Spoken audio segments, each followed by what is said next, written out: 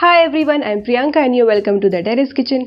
In today's video, we'll see how to make a very easy and tasty munch-on snack that is pasta chips. So let's get started. Let's first prepare the masala mix. So for that, take a bowl and add half teaspoon chaat masala, 1 teaspoon red chilli powder, 1 teaspoon powdered sugar, 1/4 teaspoon garam masala, and salt to taste. I'm using black salt. Give all these a good mix. If possible, use Byargi or Kashmiri red chili for good color. Our masala mix is ready. Now let's move to the next step. For this recipe, I'm using 1½ cup macaroni pasta. You may use penne pasta for this recipe or fusilli if you want. So we need 1½ cup. To cook the pasta, bring some water to a boil. Water should be enough to cook the pasta.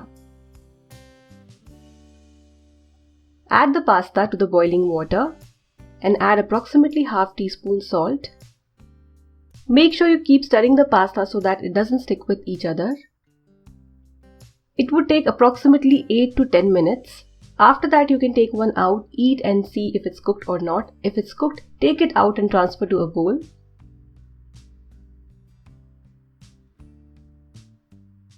If you do not plan to fry the pasta right away, add some oil and toss well. This way the pasta won't stick with each other. You can also run some cold water. Now to the pasta, let's add corn flour.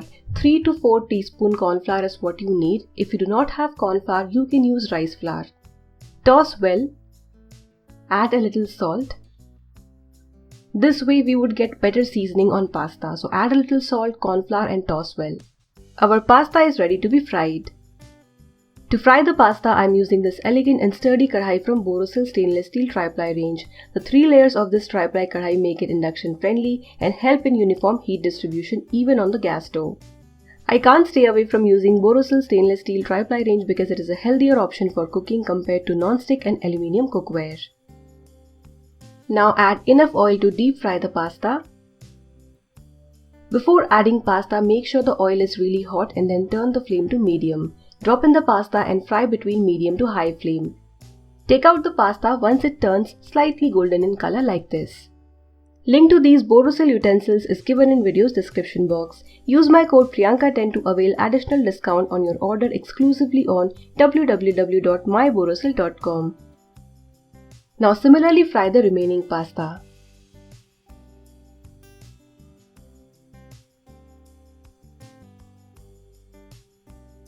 I fried the entire pasta, that is the boiled pasta from 1½ cup raw pasta. Looks delicious, it's crunchy and it's not rock hard. Transfer it to a bowl. Add the prepared masala. First add a little, toss and mix well and then add the remaining.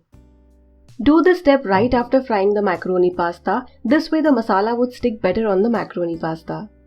Now I am adding the remaining masala.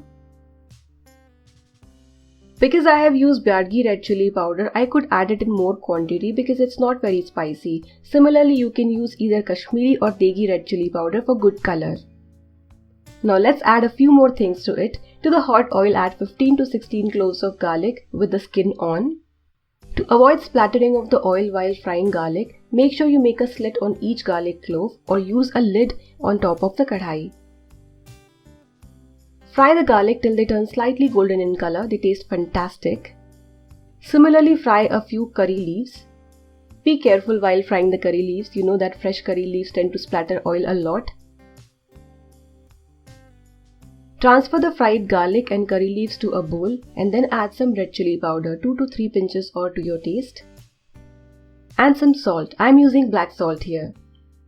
Mix well so that the garlic is coated well with salt and red chilli powder. Transfer these delicious fried curry leaves and garlic to the fried pasta. Now mix well. Our delicious pasta chips or fried pasta tasty snack to munch on is ready. It tastes fantastic. You can have it just like that or with a cup of tea. And don't forget to enjoy that garlic, that deep fried garlic and curry leaves. The fried pasta turns out amazing. It's not rock hard, it's nice and flaky as well as crunchy. If you like this recipe, give this video a thumbs up and subscribe to Terrace Kitchen for more such wonderful recipes. Give this recipe a try and enjoy!